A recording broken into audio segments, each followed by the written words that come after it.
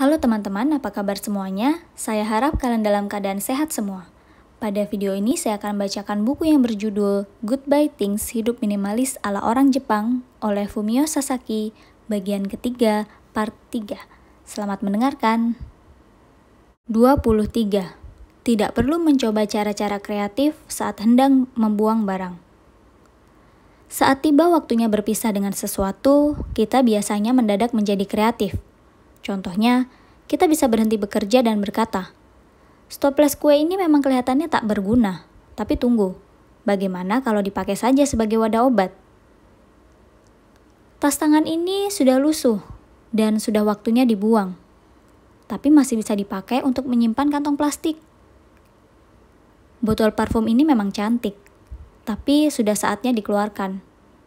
Tunggu, ada ide bagus nih. Aku akan pergi ke toko bangunan kapan-kapan dan membeli kabel, lalu botol ini bisa kuubah menjadi lampu. Kemungkinan besar, lampu cantik yang baru saja Anda bayangkan tak akan pernah menjadi kenyataan. Pikiran-pikiran ini muncul karena kita sebenarnya tidak mau berpisah dengan barang itu. Kreativitas semacam ini muncul ketika kita ingin membuang barang. Ingat, sehebat apapun ide-ide itu, abaikan saja. 24. Tidak perlu memikirkan nilai uang yang sudah dibelanjakan. Satu alasan kita cenderung berpikir membuang sesuatu adalah tindakan mubazir adalah karena sesuatu barang mungkin didapatkan dengan harga mahal. Dalam benak terdalam, kita merasa belum mendapatkan manfaat yang sepadan dengan uang yang dikeluarkan. Nyatanya, mungkin memang tidak akan pernah. Anda mungkin punya pakaian yang warna dan modelnya Anda sukai, tapi ukurannya tidak pas. Pakaian itu masih seperti baru dan belum sering Anda gunakan atau belum sepadan rasanya dengan nilai uang yang Anda bayarkan. Tentunya sulit membuang barang seperti itu. Namun, yang sekarang terjadi adalah barang itu memakan tempat di rumah dan pikiran. Setiap kali melihatnya, Anda tidak merasa bersalah membeli pakaian bagus itu. Jika beban psikologis itu diubah menjadi uang, mungkin jumlahnya kecil sekali, bahkan kurang dari Rp1.000 sehari. Tapi, beban itu tetap mengganggu Anda tanpa henti. Sekarang, bayangkan bursa saham. Terlepas dari apakah Anda tertarik pada pergerakan bursa saham, Anda pasti setuju bahwa saham yang nilainya terus merosot tanpa ada kemungkinan untuk kembali naik lebih baik dilepaskan. Hal sama juga berlaku untuk sebagian besar barang milik kita. Kita perlu melepaskan konsep kesepadanan manfaat dengan uang dan membuang kerugian kita secepat mungkin. Hal ini baik bagi kondisi keuangan kita untuk jangka panjang, terlebih bagi ketentraman pikiran. 25. Tidak perlu membeli barang sebagai stok. Sebagian besar orang membeli stok tisu, tisu dapur, tisu wajah, dan tisu toilet. Stok barang tentunya akan terpakai juga nanti.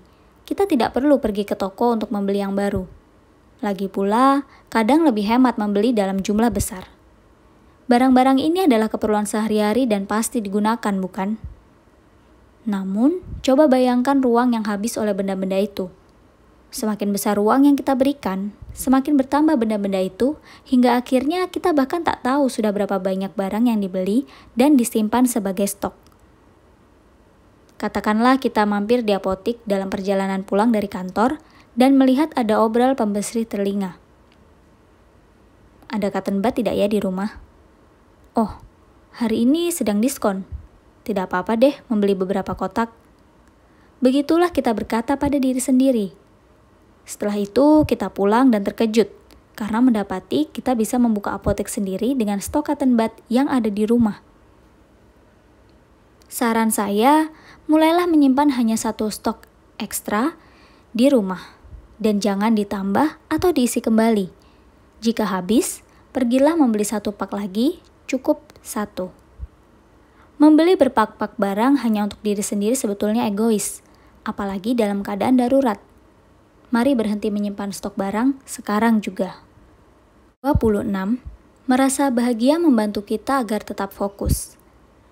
Dalam buku terlarisnya mengenai seni merapikan rumah, Marie Kondo mencetuskan frasa luar biasa tentang rasa senang. Metode sederhana memilih barang untuk disimpan, yaitu menyentuh dan mempertahankan hanya barang yang memberi kita rasa senang, bisa sangat berguna. Barang yang tidak kita cintai tapi menghabiskan banyak uang, barang yang tidak pernah sempat digunakan baik-baik dan berubah menjadi beban, barang yang lusuh akibat terlalu sering dipakai, barang-barang ini cenderung tidak memberikan rasa senang. Tes ini cukup diandalkan. Mengarahkan perhatian pada hal yang membuat kita senang adalah suatu cara untuk berfokus, tidak pada masa lalu atau masa depan, melainkan pada saat ini. Standar tentang hal yang membuat kita bahagia bisa jadi sangat tinggi, sehingga barang yang sudah cukup lama tidak kita buang tanpa alasan khusus, seharusnya kini tengah menuju tempat sampah. Sebelum membuang sesuatu, bertanyalah, apakah benda ini membuatku senang atau tidak? Cara ini efektif agar kita lebih menyadari apa yang kita rasakan. Sambil terus mengurangi barang kepemilikan dan fokus kita menguat, kita mungkin mampu melampaui pertanyaan tentang barang yang memberikan rasa senang. Hal ini akan diuraikan lebih lengkap di bagian berikutnya. 27. Layanan lelang, cara cepat berpisah dengan barang. Saya pernah menggunakan jasa lelang untuk melepas banyak sekali barang, termasuk pakaian yang nyaris tak pernah digunakan, alat elektronik yang tidak terpakai, dan koleksi kamera yang berharga. Pelajaran penting ini saya dapatkan dari sebuah alat fotografi, alat pemroses film kombinasi, dan sebuah pencetak foto yang dulu saya miliki. Saya membeli alat itu di sebuah lelang seharga sekitar 150.000 yen, kira-kira 19 juta rupiah. Saya sampai meminjam uang dari teman, tapi benda itu sendiri tidak pernah digunakan. Saya terus saja berpikir bahwa terlepas dari kerepotan harus melelang barang, saya harusnya bisa mendapatkan sekitar 100.000 yen, kira-kira 13 juta rupiah. Namun pada akhirnya, saya merasa ada dorongan untuk membuangnya secepat mungkin, kemudian menaruhnya di tempat sampah.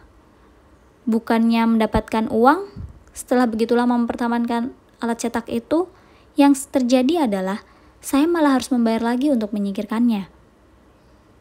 Sejak itulah saya menggunakan jasa lelang bernama QuickDo. Ada banyak jasa lelang lain bertebaran di seluruh dunia. Anda cukup mengisi semacam formulir sederhana, lalu QuickDo yang menangani prosesnya.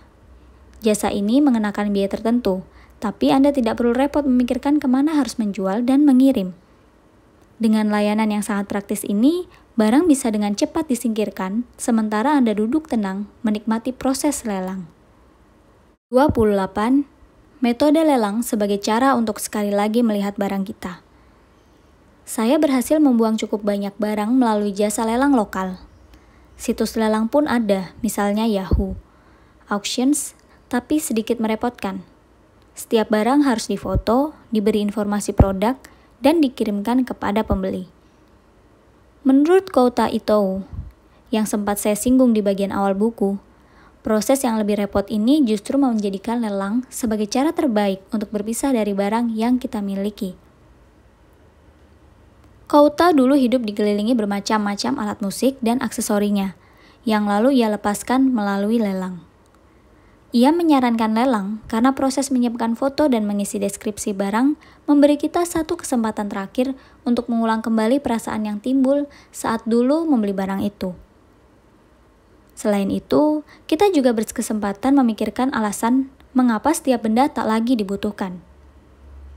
Lelang menyiapkan kita untuk merefleksikan makna suatu benda bagi kita.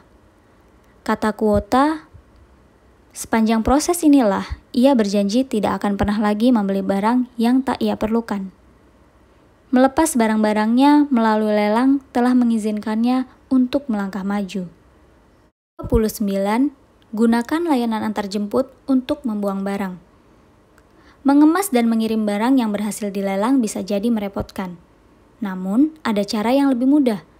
Cobalah menggunakan jasa antarjemput barang. Meski uang yang Anda dapatkan mungkin tidak sebesar dibandingkan dengan melelangnya, jasa seperti ini sangat memudahkan. Pembeli datang ke rumah untuk mengambil barang, dan kita bahkan tak usah repot-repot membungkusnya. Saya sering menggunakan takakueru.com. Melalui situs ini, kita bisa menjual bermacam-macam barang. Tentunya masih ada pilihan lain, tergantung lokasi Anda. Orang-orang dari situs itulah yang sangat membantu saya saat melepaskan barang-barang besar seperti satu set televisi. Saya tidak tahu bagaimana kebiasaan di negara lain, tapi di Jepang, kami harus membayar sejumlah uang bila ingin membuang barang seperti televisi. Takakuereru juga yang membeli PS3 dan set home theater saya. Sebuah toko buku bekas di Chimbocho, Tokyo, datang dan mengambil lebih dari 1.000 buku koleksi saya. Saya bisa saja meminta mereka menawar harga berbeda untuk tiap buku. Tapi saya memilih menerima tawaran harga sekitar 20.000 yen. Kira-kira 2,5 juta rupiah untuk semuanya. Sangatlah mungkin meminimalkan kepemilikan kita dengan cara yang lebih mendetail. Tapi menurut saya, meminimalkan upaya yang dibutuhkan untuk membuang barang seringkali merupakan kunci keberhasilan. 30. Tidak perlu memikirkan harga yang sudah dibayarkan. Saat saya membeli televisi plasma berukuran 42 inci, harganya kalau tak salah 80.000 yen, kira-kira 10 juta rupiah. Saya menjualnya 18.000 yen, kira-kira 2,3 juta rupiah. Home theater yang saya beli dengan harga 40.000 yen, kira-kira 5,2 juta rupiah, terjual seharga 5.000 yen, kira-kira 640.000 rupiah. Saya sempat berharap bisa menjual kedua barang itu dengan harga lebih mahal. Kondisi keduanya masih baik dan baru digunakan kira-kira 3 tahun. Namun, saya sadar bahwa saya terlalu terpaku pada biaya yang saya keluarkan ketika membeli produk-produk itu. Memang sulit berpisah dari barang-barang kita jika kita tidak bisa membedakan nilai produk saat ini dari harga awalnya. Mobil baru yang akan menjadi mobil bekas sehari setelah dibeli, sama halnya dengan barang kita. Nilainya terus turun seiring berjalannya waktu. Meskipun cenderung menaruh harga tinggi pada barang, ada baiknya kita berpikir secara objektif tentang nilai barang yang sebenarnya ketika kita serahkan pada orang lain. Lupakan angka-angka besar, maka proses berpisah pun akan menjadi lebih mudah. 31. Bayangkan toko sebagai gudang pribadi.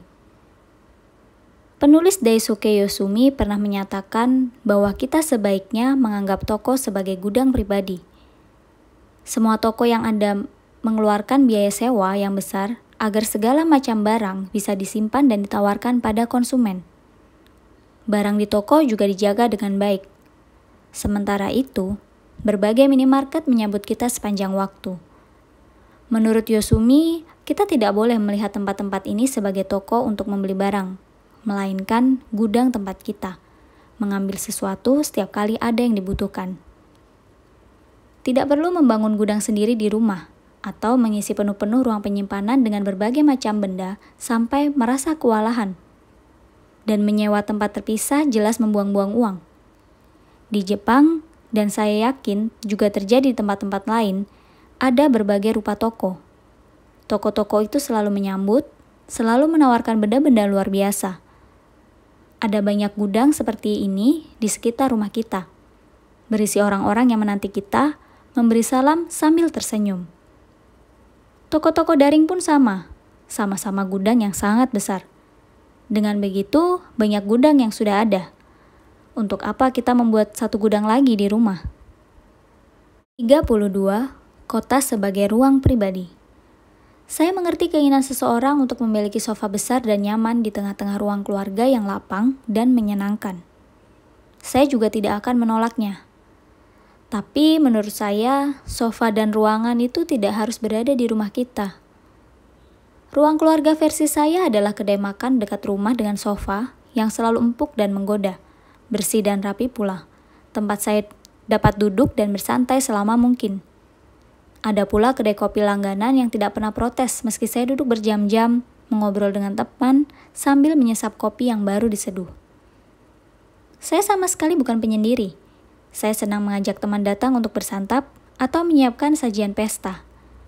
Pertanyaannya, demi acara yang hanya beberapa kali itu, apakah saya bersedia menambah jumlah peralatan dapur dan pura-pura tutup mata terhadap ruang yang habis diisi barang? Tentu saja tidak. Biasanya saya sampaikan, mau kumpul-kumpul? Boleh, tapi jangan di tempatku karena alatnya tidak cukup. Aku tahu tempat enak untuk makan. Kenapa tidak ke sana saja? Setelah itu, baru kita ngopi di tempatku kalau belum ingin pulang. Pesannya adalah, saat lingkungan sekitar kita dijadikan tata ruang pribadi, kita akan menemukan begitu banyak kemungkinan. 33. Buang barang yang tidak membangkitkan minat. Daisuke Yosumi menulis tentang konsep ini dalam salah satu bukunya yang berjudul 50 benda yang harus kau buang di umur 20 tahun agar tetap damai. Semakin menyukai suatu barang, semakin kita tahu banyak tentang merek dan latar belakang barang itu. Ada rasa ingin tahu yang dibangkitkan oleh barang-barang yang betul-betul kita hargai. Mengapa kita memilih barang tertentu di antara begitu banyak barang lain yang berkualitas sama? Pasti ada alasan yang kuat di baliknya. Bagi kita, sebuah barang yang dipilih karena rasa suka adalah cermin kesempurnaan. Sebaliknya, barang yang diambil tanpa dasar yang kuat bisa dengan mudah dibuang atau diganti. Barang-barang yang secara tanpa sadar kita akumulasi tidak akan membuat kita puas. Menurut saya, hidup kita akan lebih baik kalau semua barang yang kita miliki dipilih karena kita menyukainya. Sepanjang kita bertahan dengan barang yang kita cintai, besar kemungkinan kita tidak akan menginginkan hal lain lagi. Demikianlah bagian 3 part 3 dari buku Goodbye Things oleh Fumio Sasaki. Untuk mendukung penulisnya, jangan lupa untuk membeli buku fisiknya juga ya. Mohon maaf jika masih ada salah pengucapan atau intonasi. Semoga video ini bermanfaat. Terima kasih sudah mendengarkan.